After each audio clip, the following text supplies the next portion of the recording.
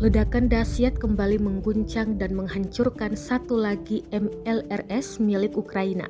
Kali ini MLRS yang dihancurkan yakni jenis vampir buatan Ceko. Rekamannya beredar di Telegram pada Jumat 5 Mei 2023. Dalam keterangan unggahan disebutkan, inilah pukulan luar biasa oleh drone Lancet Rusia pada vampir MLRS buatan Ceko. Dengan jenis MLRS inilah mereka menembak di pusat Donetsk, klaim militer Rusia.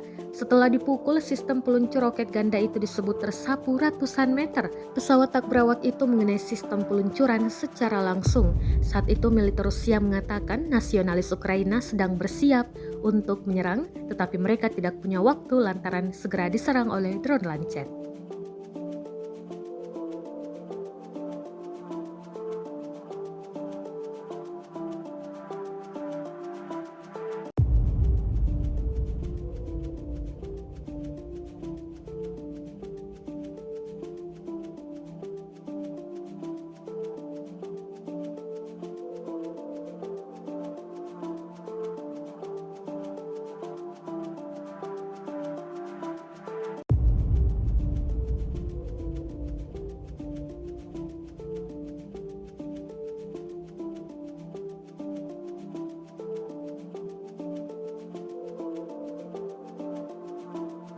Rusia melaporkan secara total 416 pesawat Ukraina, 230 helikopter, 3.963 UAV, 421 sistem rudal anti pesawat dieliminir sejak awal operasi khusus.